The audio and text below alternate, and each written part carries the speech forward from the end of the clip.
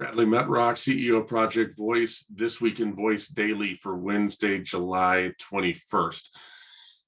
I've been wanting to talk about it for a while. I'm going to talk about it in this video, Anthony Bourdain and cloned voices. So basically, Anthony Bourdain was part of a documentary before he passed away.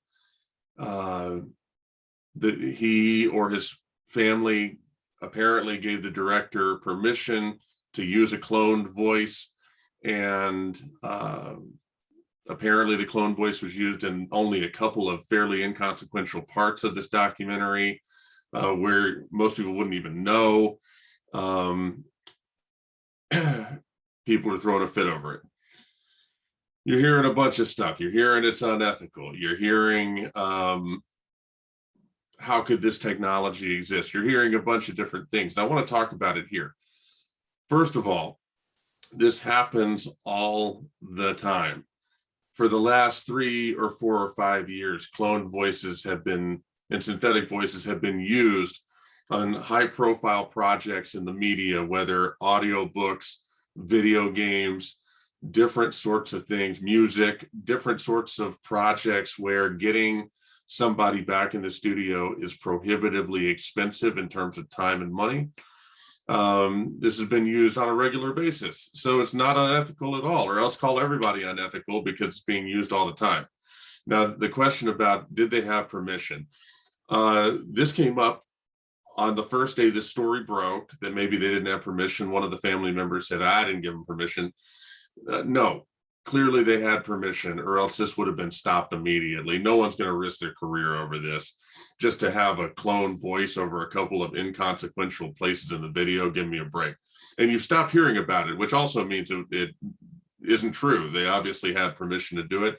And you do need permission to do it, because anything else would be incredibly unethical. And we're going to get to a point where synthetic voices and clone voices are used for people who are dead for all sorts of gross purposes that are essentially violence against remaining still alive family members. We're going to see that, and I hate it, but we're going to see it soon, unfortunately. So yeah, you need permission. Obviously, the director had it here.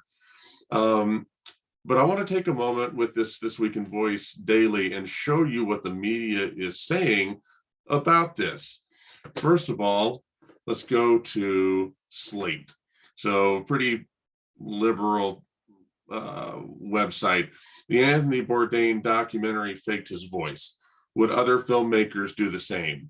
Yes, they would. And that question takes about 2 seconds to answer.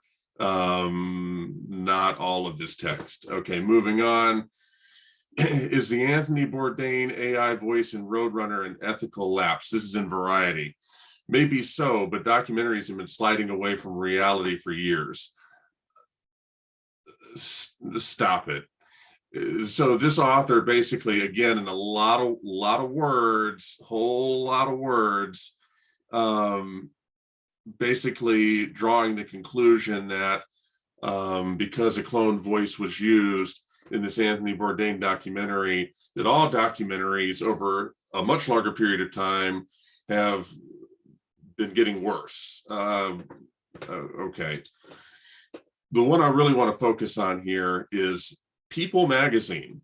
So this is People Magazine in the grocery store or wherever else, covering this, covering a story about voice AI. I think this is actually kind of interesting that this would reach them and be of interest to warrant this. What to know about the controversy surrounding Anthony Bourdain's AI voice used in Roadrunner.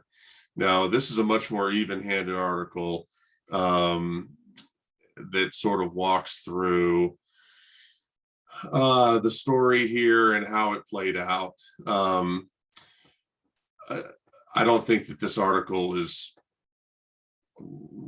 all that noteworthy. Instead, I think what's noteworthy here is the fact that there's an article at all showing up in People about voice AI, about something that people in this walk of technology talk about on a daily basis, clone voices and ethics.